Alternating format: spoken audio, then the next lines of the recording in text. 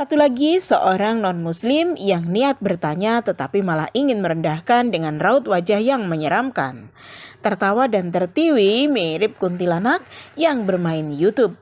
Tapi bagaimanapun kami harus menjawab pertanyaannya. Assalatu wassalamu alaik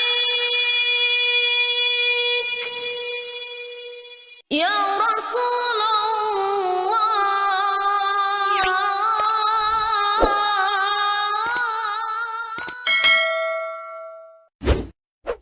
Bismillahirrahmanirrahim. Assalamualaikum warahmatullahi wabarakatuh. Sahabat-sahabat muslim yang dirahmati Allah dimanapun berada, Alhamdulillahilladzi an'amana bi ni'matil iman wal islam wa nusalli wa nusallimu ala khairil anam Sayyidina Muhammadin wa ala alihi wa ashabihi ajma'in amma ba'du. Sahabat-sahabat muslim yang dirahmati Allah dan sahabat-sahabat non muslim dimanapun berada, jumpa kembali dengan kami tim Studio Islam Channel edukatif yang menyajikan fakta dan peristiwa seputar dunia Islam dan dunia Kristologi tentunya. Sahabat-sahabat netizen, selama kita masih hidup di dunia, maka tidak akan pernah bisa menghapus yang namanya perbedaan, sekalipun dia masih seiman dan seagama. Tetap saja akan memiliki perbedaan. Jika di dalam Islam, kita akan menyikapinya dengan cara musyawarah dan bertabayun untuk menyelesaikan pandangan atau perbedaan pendapat. Namun, di dalam Kristen kami tidak tahu bagaimana cara mereka menyikapinya. Jika di antara Islam dan Kristen, maka solusinya adalah menjawab, mengcounter, atau mereaction. Mari kita dengarkan bagaimana komentarnya. Orang berjamaah di masjid itu, kenapa kalau orang berjamaah di masjid itu wanitanya di belakang, tetapi lelaki di depan? Kenapa? Ada yang tahu? Jawabannya, kalau yang perempuan itu di depan, hamil semua dong. Kalau pas ruku ya. Wah, pasti tata krama belum ditemukan di sini. Tinggal ngundang dong, kalau nungging-nungging kan ngundang. Itu dia. Dia berbahaya. Lihatnya saja aku sudah muak.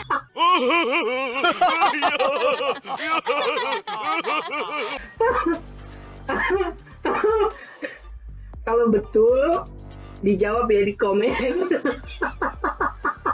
Misalkan kau berhenti. Kalau salah, yang bagusnya gimana gitu. Kita kan nggak tahu kalau mereka itu sholat di depan, wanita-wanita yang sholat di depan laki-laki itu pakai celana dalam apa enggak, kan kita nggak tahu kan. Nah jadi di sini coba deh. Kenapa berita lokal selalu membicarakan hal bodoh? Bisa dibayangin kalau jadi itu aja. Cuma oh iya, satu lagi deh ya, jadi mau ngomong sama kalian. Oke, kita simpan dulu ya pertanyaan yang kedua dari Mbak yang mirip kuntilanak ini. Soalnya kami tidak tahu siapa nama orang yang wajahnya benar-benar seram dan tertawanya pun seram seperti kuntilanak. Pertanyaannya, kenapa lelaki yang harus menjadi imam, bukan perempuan? Hal ini berdasarkan dalil dari hadis Nabi, riwayat Ibnu Majah yang menyebutkan, janganlah sekali-kali wanita dan orang berdosa menjadi imam bagi orang beriman, kecuali jika ia memaksa dengan kekuasaan, atau cambuknya dan pedangnya yang ditakuti. Jika mau jawaban versi asumsi, laki-laki lebih dulu diciptakan sebab itulah laki-laki yang menjadi pemimpin. Ar-rijalu qawwamuna 'alan nisa.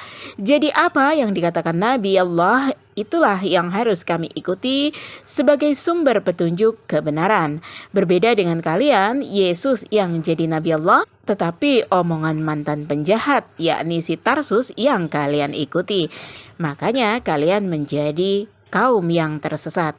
Dan lucunya, agama Paulus ini sudah sesat malah ingin menyesatkan orang lain. Semoga sudah tahu ya Ten alasannya. Monggo pertanyaan yang kedua. Nah, kembali lagi masalah karpet. Kenapa umat muslim sholat mencium karpet? Ini contoh karpetnya ya. Ini karpetnya. Dan karpetnya itu juga itu mana ya?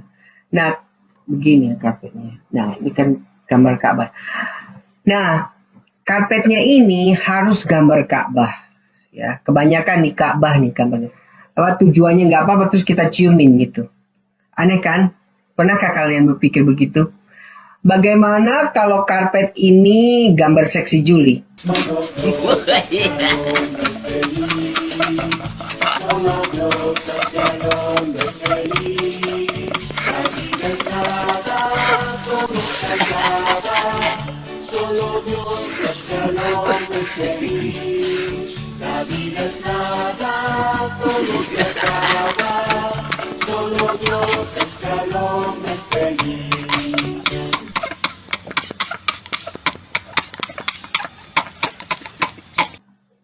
Gimana menurut kalian? Tolol gitu. Tolol banget. Jadi tolol banget. Atau gambarnya Brad Pitt lagi di pantai gitu.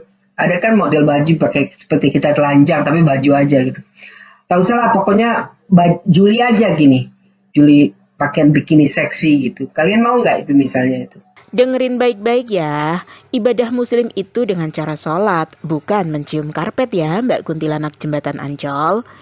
Umat Islam sujud menyembah Allah sebagaimana para nabi. Bahkan di dalam Alkitabmu sendiri banyak tertulis para nabi menyembah Tuhannya menghadap bait suci. Manusia adalah ciptaan dan Allah adalah Tuhan. Jadi bagaimana cara manusia menyembah Allah? Yaitu dengan cara bersujud sebagaimana yang diajarkan oleh para nabi di dalam Bible maupun di dalam Al-Quran. Oke? Jadi memang seperti itulah non-muslim. Jika bertanya mereka tidak puas jika tidak diiringi dengan menghina. Kenapa sajadah tidak boleh bergambar seksi?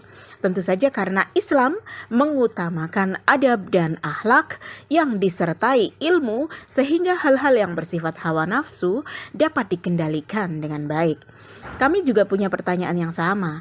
Mengapa baju pendetamu tidak bergambar Yesus yang faktanya telanjang disalib, namun karena menjaga adab, Yesus dipasangi celana kolor biar sedikit terlihat sopan.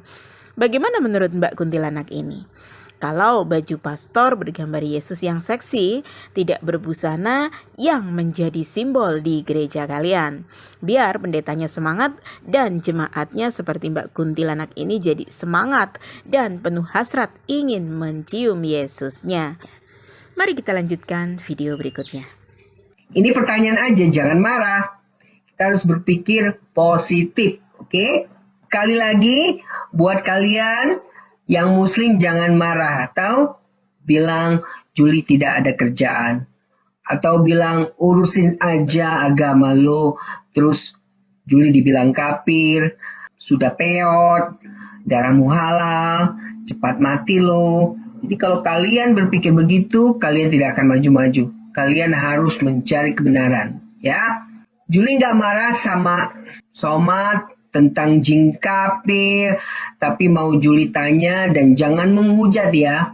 Juli mau tanya kenapa Muslim sholat cium karpet? Kita tidak tahu karpet itu kan untuk diinjak kaki. Oke, kali ini biar netizen aja ya yang menjawab dan menanggapi pertanyaannya yang negatif tetapi ngajak berpikir positif. Kami tidak marah, namun kami tidak tahu apa jawaban netizen buat Mbak Kuntilanak yang gentayangan di YouTube dan mencari jawaban ini. Silahkan ya ketik komennya di kolom komentar di bawah video ini. Nah, demikian video dari kami. Semoga bisa diambil manfaatnya, semoga bisa membuka nalar, menstimulus akal, dan menjadi sarana edukasi untuk mencerdaskan umat. Kami tim Studio Islam mohon maaf yang sebesar-besarnya apabila ada kesalahan kata atau kalimat yang tidak berkenan di hati sahabat-sahabat sekalian.